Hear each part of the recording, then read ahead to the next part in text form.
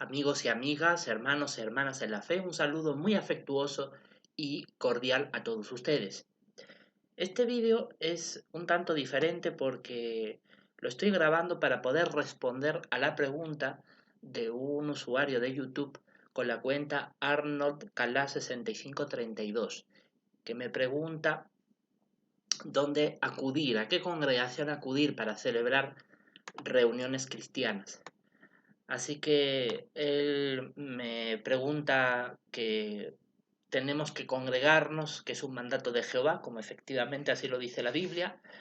Entonces, si él se sale de testigo, ¿a dónde debe de ir para reunirse? Esa es su pregunta. Y yo creo que es una pregunta muy interesante y totalmente válida que creo que hay que responder fundamentada en la Biblia para poder entender el punto de vista de Jehová Dios, de nuestro Creador, del Dios Todopoderoso y de su Hijo Jesucristo. Vamos a ver unos versículos bíblicos que nos van a responder esta pregunta, porque claro, quizás uno ha estado acostumbrado a reunirse en la congregación de los testigos de Jehová o quizás en una iglesia evangélica, cristiana, cualquier movimiento religioso, sea católico, protestante, de cualquier índole. Quizás uno ha tenido esa costumbre y uno a la luz de las escrituras llega a entender que ese movimiento religioso, esa congregación donde uno se reunía, está corrupta en sentido espiritual. Hay pecados graves y hay cosas que no andan bien. Entonces, si uno se sale, ¿cómo adora a Dios? ¿Dónde se reúne? ¿Cómo se congrega? Muy bien. Abramos la Biblia, por favor. Vamos a responder esta pregunta, por supuesto, solo con la palabra de Dios, la Biblia. Vamos a ver primeramente el texto de Hebreos capítulo 10, versículo 24-25, donde se fundamenta el mandato de Dios de congregarnos, de reunirnos. Dice el apóstol Pablo: y considerémonos unos a otros para incitarnos al amor y a las obras excelentes, sin abandonar el reunirnos, como algunos tienen por costumbre, sino animándonos unos a otros, y tanto más al contemplar ustedes que el día se acerca. Es muy interesante que el apóstol Pablo, por inspiración divina, dijo que no debíamos de abandonar la sana costumbre de reunirnos con nuestros hermanos cristianos, con nuestros compañeros de fe. Y eso teníamos que hacerlo inclusive a medida de que se acercaba el día de juicio de Dios, como dice al final del 25, y tanto más al contemplar ustedes que el día se acerca. Y es que es así, es un mandato del propio Jehová Dios y de su Hijo Jesús reunirse con sus hermanos en la fe, para poder compartir reflexiones espirituales, enseñanzas de la palabra de Dios y al mismo tiempo confraternizar social y fraternamente con nuestros hermanos en la fe, porque eso es el considerarse al amor y a las obras excelentes. Si usted quiere hacer obras piadosas, obras bíblicas buenas que Dios ordena, pues para hacer esas obras en favor de otros tiene evidentemente que interactuar con ese otro, que en este caso son sus hermanos cristianos. Y para eso tenemos que reunirnos. Y claro, hemos estado acostumbrados a que cuando íbamos a la reunión de los testigos de Jehová, por poner un ejemplo, ya estaba todo preparado, ¿no? Ya había una congregación establecida, ya directamente sabíamos dónde acudir, ya se nos presentaban hermanos de fe allí presentes para congregarnos. Es decir, no teníamos que hacer el esfuerzo de crear una congregación, directamente ya está servido el trabajo que otros han hecho y nosotros simplemente tenemos que acudir y congregarnos. Eso es lo más fácil, porque claro, ya hay una congregación establecida. Pero ¿qué ocurre cuando esa congregación no existe? Porque sabemos que las congregaciones que ya existen de otros grupos religiosos, inclusive los testigos de Jehová, están desaprobados por Dios. ¿Cómo hacer para congregarnos? Bueno, recuerde usted que un mandato de la Biblia, que es incluso más importante que el de congregarnos, es el de predicar y hacer discípulos. Cuando Jesús ascendió a los cielos, no le dijo a sus discípulos: vayan y reúnanse. Le hago recordar que cuando Jesús subió a los cielos eran aproximadamente varios cientos de cristianos, de seguidores suyos, los que contemplaron su ascensión a los cielos. Y sin embargo, él no dio prioridad a lo que era congregarse. Con esto no quiero decir que no sea importante, hay que congregarse.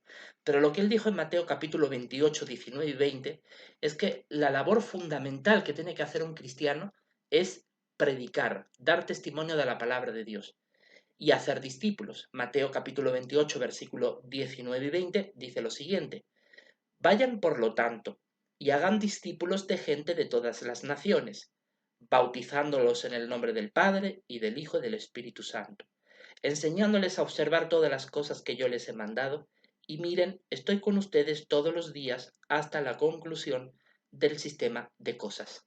Así que el principal mandato que Jesús nos manda hacer, además de mostrarnos amor entre nosotros, es el de predicar, el de hacer discípulo.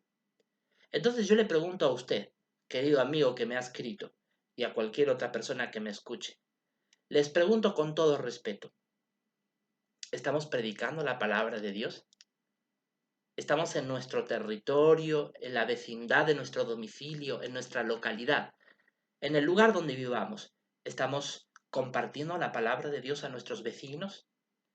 ¿Estamos buscando solícitamente quién es merecedor de hacerse cristiano a través de dar testimonio de la palabra de Dios? Cuando predicamos y compartimos el testimonio de las Escrituras con otras personas, podremos discernir si muestran interés en los asuntos bíblicos o no. Y si muestran interés, podemos seguir cultivando ese interés y enseñándoles a que ellos observen los mandatos que Cristo nos ha dado.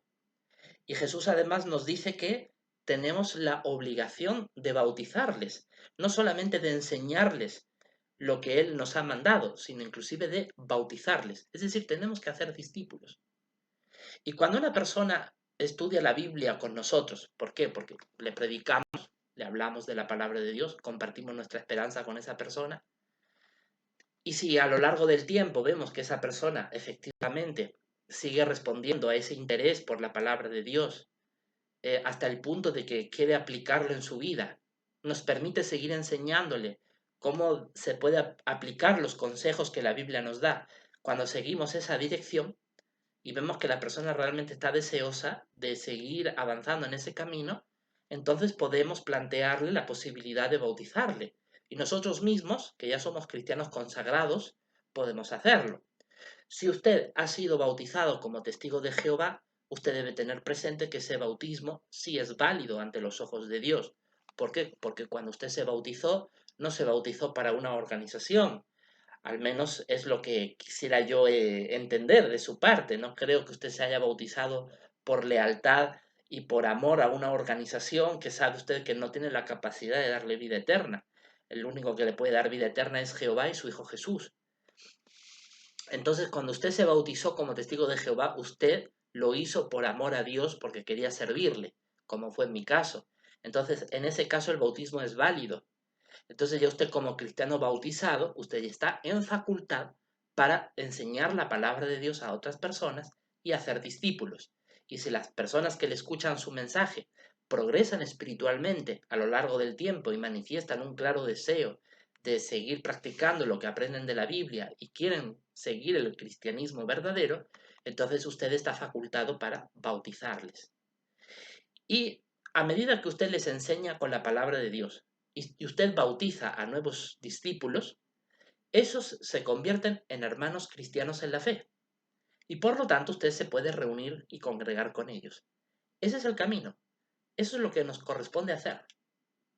No seamos acomodados de decir, quiero una congregación o una organización religiosa que ya esté construida.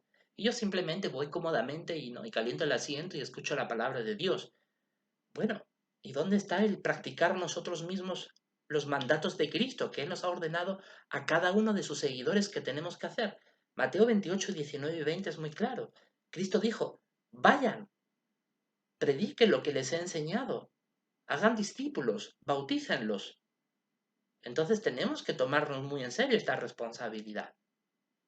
Y entonces cuando hacemos esto y vemos que hay personas que responden favorablemente al mensaje de la palabra de Dios que predicamos y que realmente están deseosas de practicar en su vida lo que les enseñamos de la palabra de Dios, y vemos que realmente ese deseo se va forjando en el corazón de la persona, y llega un punto en que la persona te dice, mira, yo realmente quiero servir a Dios, quiero hacerme cristiano. Y a una persona se le enseña que existe la posibilidad de bautizarse, que es un símbolo de consagración a Dios, es un símbolo en el cual uno dedica su vida a Dios y a su Hijo Jesús para servirles, entonces esa persona ya se convierte en un hermano en la fe, en un cristiano como uno. Entonces, en esa condición, esa persona ya es tu hermano. Jesús dijo, donde haya dos o tres reunidos en mi nombre, allí estoy yo. Entonces, claramente, con ellos podemos congregarnos.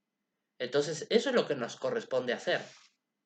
Pero si usted dice, bueno, no me parece que sea tan malo los testigos de Jehová, o no me parece que sea tan mala la iglesia católica o cualquier otra iglesia evangélica donde yo esté, porque usted siente que de todas maneras allí se enseñan cosas de Dios. Bueno, usted sabe que ese movimiento religioso, esa institución religiosa, no es una santa paloma, hay corrupción, pero usted no le perturba eso la conciencia y dice, quiero seguir aquí. Bueno, mire lo que dice Apocalipsis a ese respecto, capítulo 18, versículo 4. Mire lo que dice Apocalipsis 18, capítulo 18, versículo 4.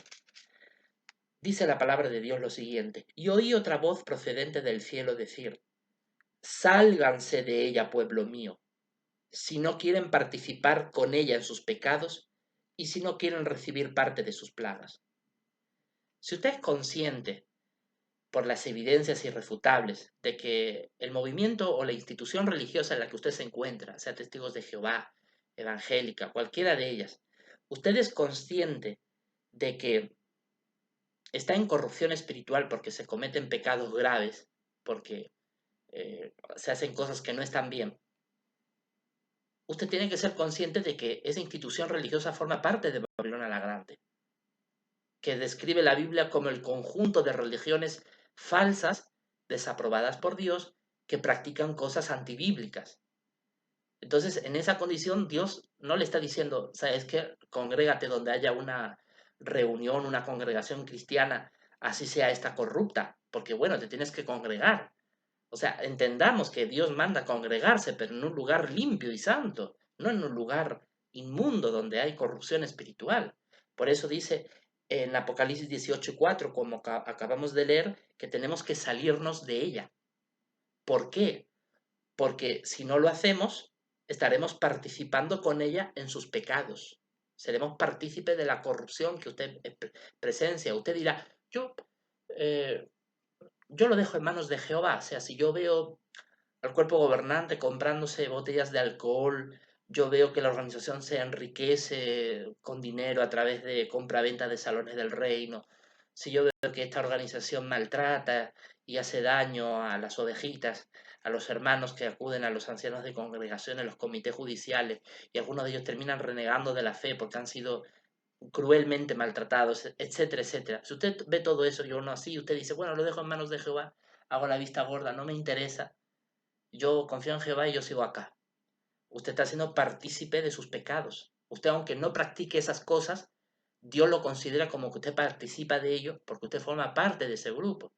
Por eso dice aquí Dios, sálganse de ella, pueblo mío, si no quieren participar con ella en sus pecados. O sea, Dios te seguirá considerando parte de su pueblo, porque Dios sabe hacer una clara distinción entre el injusto y el justo, entre el pecador impenitente, y al que se esfuerza por practicar lo que enseña la Biblia. Dios hace esa distinción. Y al que es justo, al que sigue sus mandatos, Dios lo considera parte de su pueblo. Pero eso no te va a librar de responsabilidad ante Dios, de que estás pecando tú gravemente, porque donde tú estás también se cometen pecados graves. Dios no te va a librar de responsabilidad, te va a seguir considerando parte de su pueblo, como dice aquí el texto bíblico, sálganse de ella, pueblo mío. Te va a seguir considerando parte de su pueblo, pero no te va a librar de ser responsable de los pecados del grupo religioso donde tú estás. Y sigue diciendo, y si no quieren recibir parte de sus plagas. Es decir, no solamente Dios te va a considerar responsable de los pecados que cometa el grupo religioso donde estás metido, sino que además Dios no te va a librar de las sanciones y castigos que van a caer sobre ese grupo religioso tarde o temprano. Entonces, esto es una cosa muy seria. Entonces tengamos en cuenta que hay que congregarse, sí, hay que reunirse, pero no puede ser en cualquier lugar. Si usted quiere hacerlo en una institución religiosa, en una organización religiosa que usted sabe que es corrupta, usted está en una grave situación ante Dios. Lea, por favor, Apocalipsis 18:4 y usted va a comprender como acabamos de leer. Lo que ocurre es que la organización de los testigos de Jehová, sabiendo ella que es corrupta, le ha hecho creer a sus miembros que si se salen de ella, ¿a dónde se van a congregar? Ella no quiere que te congregues, excepto en sus filas, donde se cometen tantos pecados graves. Entonces, así usted se está condenando a sí mismo. Es interesante que un razonamiento similar tenía una mujer samaritana. En Juan capítulo 4, Evangelio de Juan capítulo 4, se relata de una mujer samaritana que curiosamente no era parte del pueblo de Israel. Los samaritanos en los tiempos de Jesús eran vistos como extranjeros, porque ya ellos, sus antepasados habían sido exiliados en los tiempos del imperio asirio, cuando Samaria cayó en el siglo octavo antes de Cristo, y entonces los reyes asirios se llevaron a los israelitas de las 10 tribus del norte y los llevaron como exiliados, deportados a otras tierras. Y entonces algunos de ellos lo volvieron a regresar a aquella tierra de Samaria, pero otros no. Entonces, la población de Samaria, los samaritanos, ya no quedaron tan puramente identificados como descendientes de los israelitas. Entonces eran vistos como extranjeros. Y eso influyó mucho en que sus costumbres religiosas se apartaran de Dios. Cuando Jesucristo estuvo en la tierra, los samaritanos ya tenían su propia religión. Dice Juan capítulo 4, versículo 20 y 21. Dice la samaritana, nuestros antepasados adoraron en esta montaña, pero ustedes dicen que en Jerusalén es el lugar donde se debe adorar. Así que la samaritana tenía la misma duda que tú, amigo, amigo Arnold. Ese es el nombre de tu cuenta de YouTube. La samaritana tenía la misma duda que tú. Ella decía, ¿dónde, dónde podemos adorar? O sea, mis antepasados, ¿no? La gente que yo conozco, decía ella, adoraron en esta montaña. Pero ustedes dicen que es en Jerusalén el lugar donde se debe de adorar. Entonces ella no lo tenía muy claro. ¿Dónde es el lugar correcto? ¿Donde ustedes dicen los judíos allí en Jerusalén?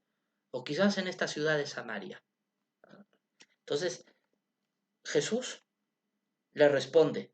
Jesús le dijo, créeme mujer, la hora viene cuando ni en esta montaña ni en Jerusalén adorarán ustedes al Padre. Fíjate lo que le responde. Le dice, créeme mujer, o sea, hazme caso de lo que te digo.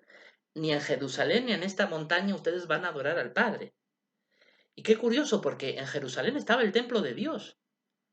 Era el lugar donde estaba la adoración pura.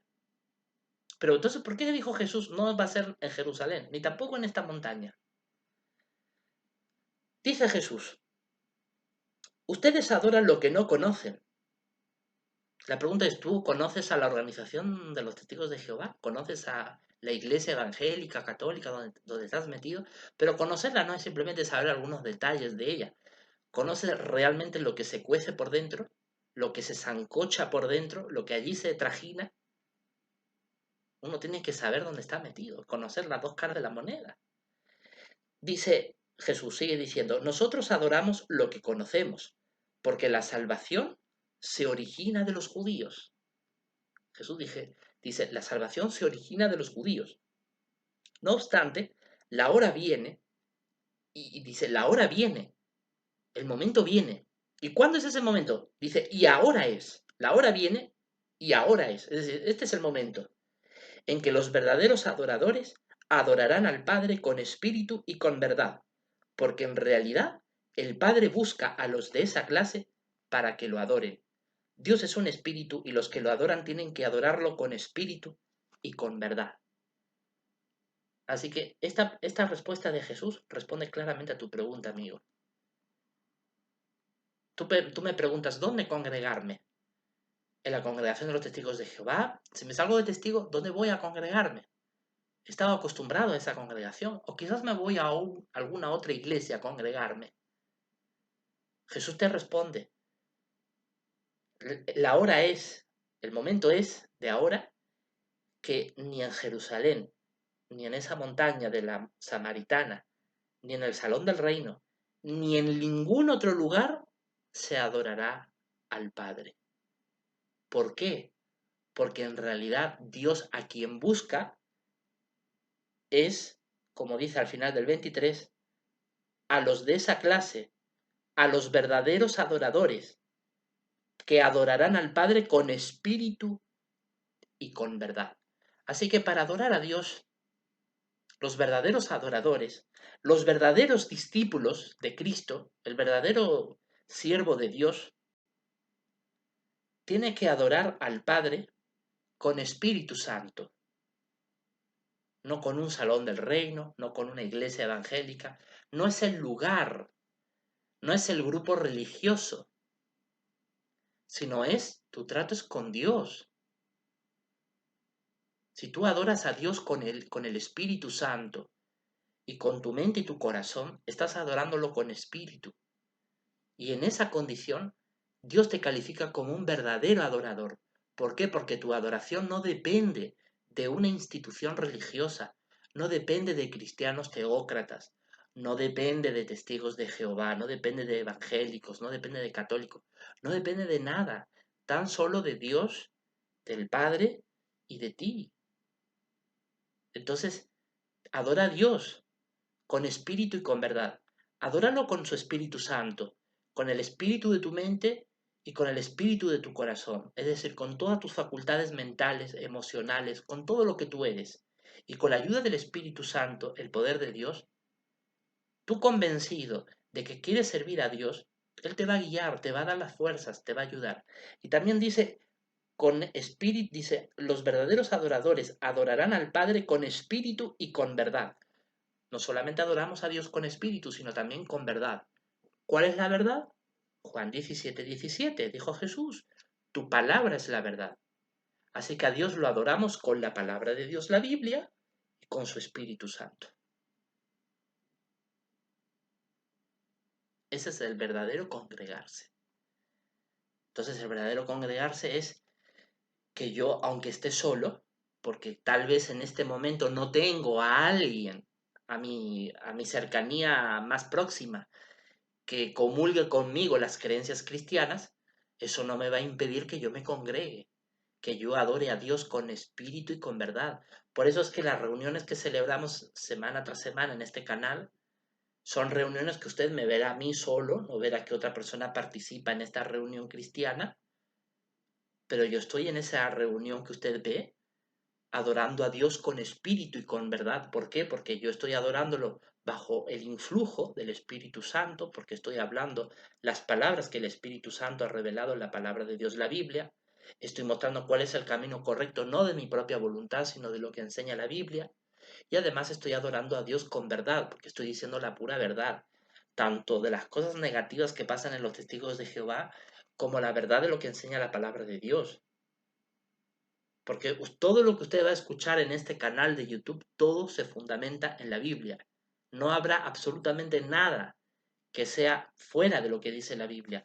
Entonces, ahí es cuando estamos adorando a Dios con espíritu y con verdad.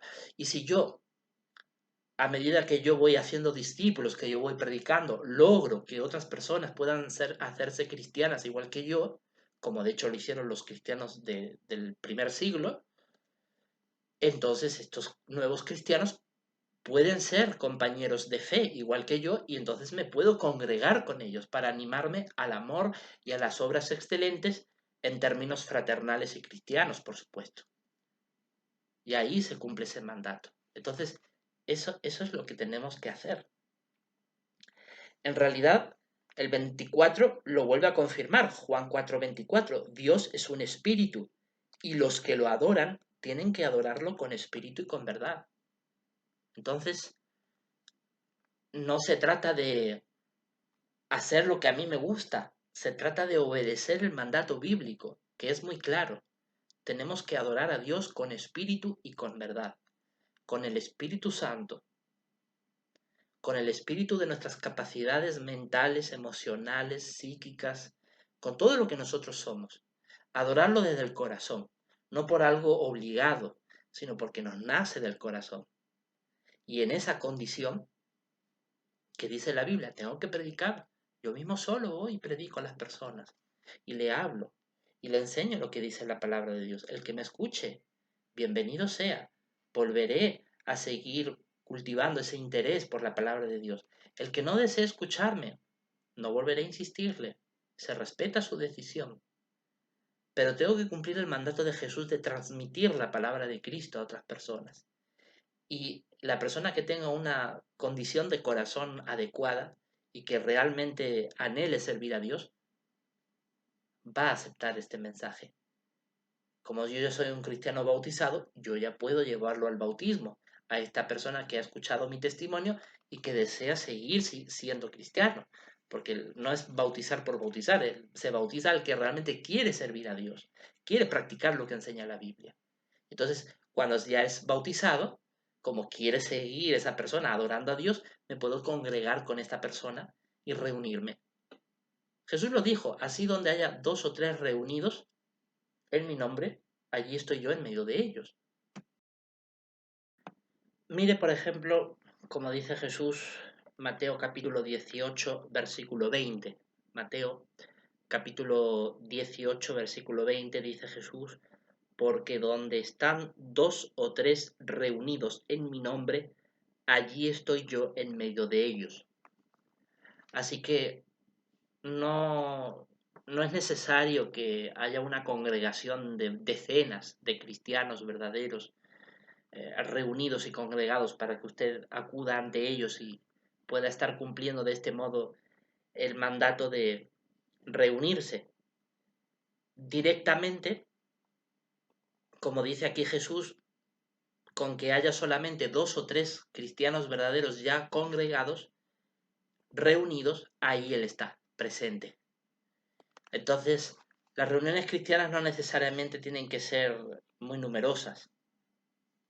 Con que estemos nosotros, uno de nosotros, con otros compañeros más en la fe, ahí ya Cristo está presente. ¿Y qué ocurre cuando usted está solo? No tiene con quién congregarse. Porque lo ideal, como le digo, es que usted se congregue con alguien que usted ha logrado hacer un discípulo de Cristo mediante su testimonio de la palabra de Dios. Pero ¿qué tal si eso no se da? Quizás usted está solo, quizás incluso en su familia no hay quien acepte a Cristo en su corazón, que no acepta el mensaje de la palabra de Dios. Entonces, ¿cómo cumplir ese mandato? Bueno, pues haga usted igual como yo estoy haciendo. Yo estoy celebrando todas las semanas reuniones de manera personal, porque de momento no tengo a nadie que me desee acompañar en estas reuniones cristianas que yo hago. Lo que sí le puedo asegurar es que yo siento la bendición de Jehová. Siento cómo su Espíritu Santo fluye, porque lo siento en una disposición de buen ánimo que tengo, de mayor interés por las cosas espirituales. Incluso me anima a predicar ante las personas cuando voy por la calle o en el trabajo, entre otros lugares, y siento que Jehová está conmigo. Entonces sé que esos son reuniones que Él bendice. Entonces yo animo a cualquiera, no solamente a usted, a cualquiera que realmente desee reunirse en una condición limpia en sentido espiritual ante Dios, que haga esto, que se reúna realmente o bien con estudiantes de la Biblia que usted tenga, personas a quienes les esté enseñando lo que dice la palabra de Dios, o si no con compañeros de fe que usted tenga, reúnanse. No es excusa, como dice Apocalipsis 18:4, el estar en Babilonia la Grande para reunirse, no es excusa, porque en realidad si tú estás en un lugar que sabes que está corrupto en sentido espiritual, que se cometen cosas que son antibíblicas, usted sabe que allí las cosas andan mal, Dios no va a aprobar que usted continúe allí, lo va a considerar pueblo suyo, porque Él sabe distinguir entre el que le sirve de buen corazón y el que lleva una doble vida, pero no le va a librar de responsabilidad por los pecados. Yo le pregunto, ¿usted quiere ser responsable de los pecados de otros? ¿Usted quiere recibir el castigo que va a recibir su institución religiosa corrupta? Debería de meditar en eso. Bien, pues yo creo que con los textos bíblicos que he leído y con todo esto que he explicado, creo que está muy respondida esta pregunta y les agradezco su amable atención. Muchas gracias.